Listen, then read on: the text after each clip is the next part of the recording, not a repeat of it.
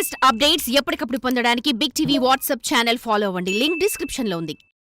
ఈ ఏడాది రాజకీయ రంగంలో జనసేనకు ఎంత కలిసి వచ్చిందో వైసీపీని అంత అధపాతాళానికి తొక్కేసింది. సార్వత్రిక ఎన్నికల్లో 100% స్ట్రైక్ రేట్ సాధించిన పార్టీగా జనసేన రికార్డు సృష్టిస్తే అంతకు ముందు ఎన్నికల్లో దక్కించుకున్న సీట్లలో 10వ వంతు కూడా దక్కించుకోలేక వైసీపీ పూర్తిగా చతికిలపడింది. పోటీ చేసిన అన్ని శాసనసభ, పార్లమెంటు స్థానాల్లో జనసేన అభ్యర్థులు గెలుపొంది యావత్తు దేశం దృష్టిని ఆకర్షించారు.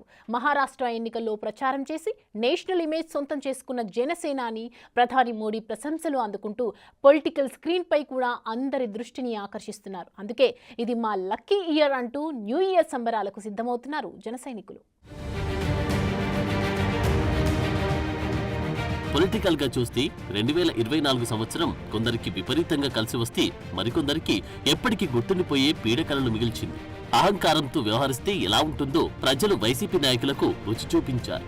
వైసీపీ ఏకపక్ష నిర్ణయాలు, అరాచక పాలనకు ప్రజలు పూర్తి స్థాయిలో చెక్ పెట్టారు. 151 సీట్లతో అధికారంలోకి వచ్చిన వైసీపీని 11 సీట్లకు పరిమితం చేసి కనీసం ప్రతిపక్ష హోదా కూడా లేకుండా దెబ్బకొట్టారు.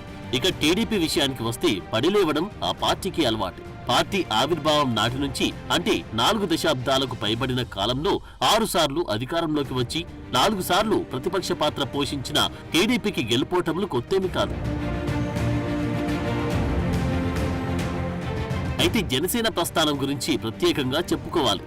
ఆంధ్రప్రదేశ్ రాజకీయాల్లో జనసేనకు ఆ పార్టీ అధ్యక్షుడు పవన్ కళ్యాణ్ కు బాగా కలిసొచ్చిన సంవత్సరంగా 2024ని చెప్పుకోవచ్చు.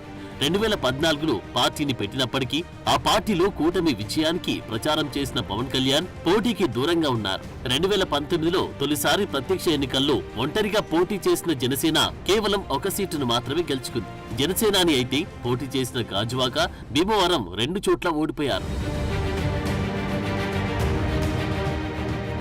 అదే జనసేన 2024లో పోటీ చేసిన 21 శాసనసభ, 2 పార్లమెంటు స్థానాల్లో గెలుపొంది 100% స్ట్రైక్ రేట్ సాధించింది.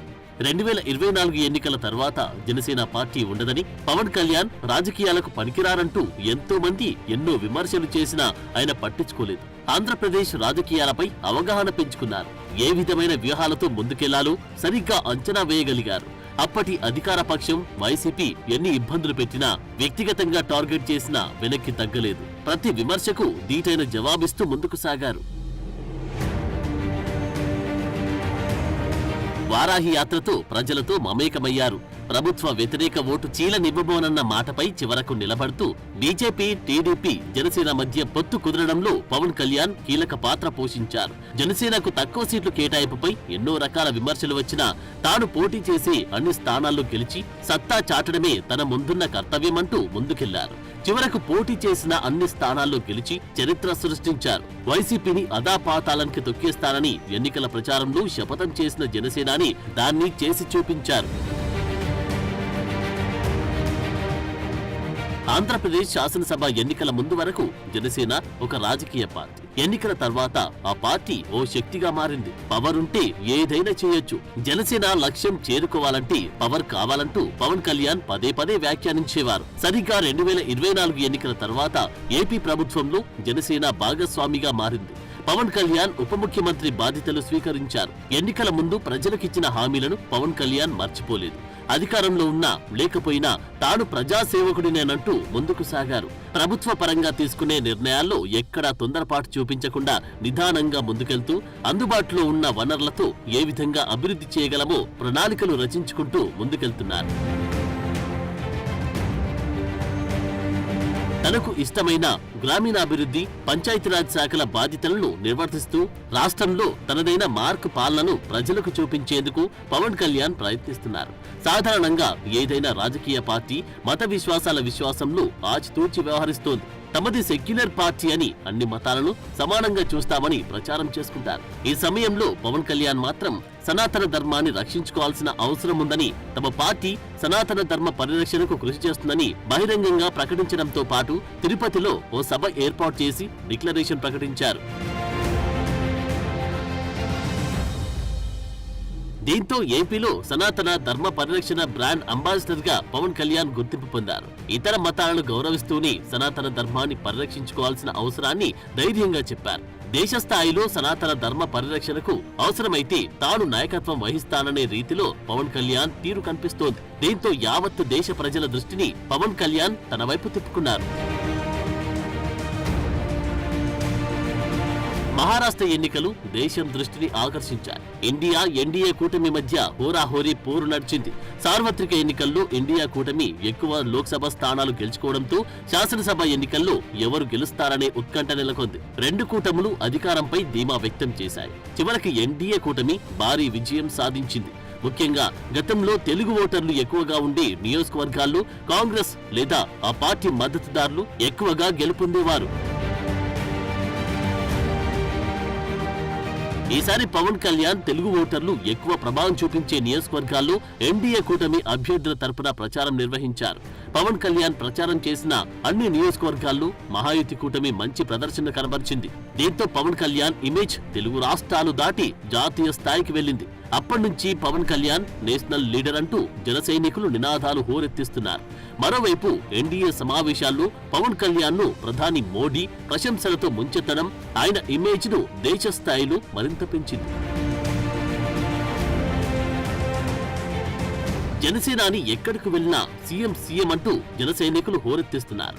ఇటీవల ఏజెన్సీ ప్రాంతాల్లో పవన్ కళ్యాణ్ పర్యటించినప్పుడు అలా నినాదాలు చేస్తున్న అభిమానులను ఆయన వారించారు.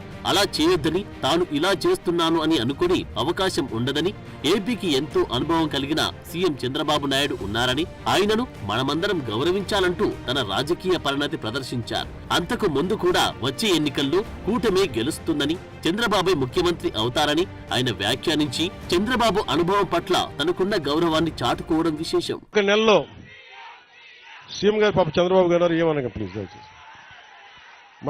లేదు వినండి, మన గౌరవ ముఖ్యమంత్రిగా నన్ను గౌరవిద్దాం. నేను డిప్యూటీ సీఎం గారు నన్ను గౌరవించారు కదా, సంతోషం ప్లీజ్. ఏమవుతాయంటే వేదిక పైన నాయకులు ఉన్నారు, వాళ్ళకి ఇబ్బంది పడకూడదు కదా, మీ దగ్గర నడిపించారంటారు కదా, నన్ను తిడతారు మళ్ళీ.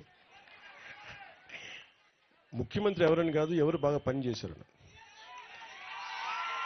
ముఖ్యమంత్రి గారు ఆయన అనుభవం చాలా కీలకం, చాలా కీలకం.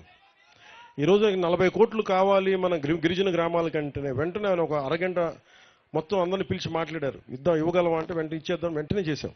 సో అందుకని మనస్ఫూర్తిగా ఆయన మరోమారు మీ అందరి తరపున కూడా ఇంకోసారి ఆయనకు ధన్యవాదాలు తెలుపుతాం. ఇక డబ్బు లేకపోతే నాలాంటోడు ఎన్ని పాదయాత్రలు చేసినా ప్రయోజనం లేదు. సో మనసు ఉండాలి, దానికి బుద్ధి ఉండాలి. సో మనసు బుద్ధి రెండు కలిస్తే ఆంధ్రప్రదేశ్ అభివృద్ధి. మొత్తం మీద 2024 సంవత్సరం పవన్ కళ్యాణ్ కు లక్కీ ఇయర్ గా చెప్పుకోవచ్చు.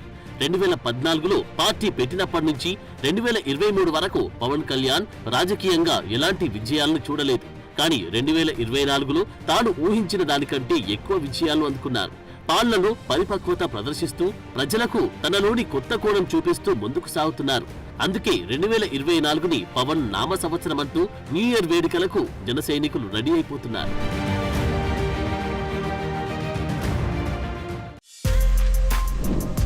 For more videos like this, subscribe Big TV channel.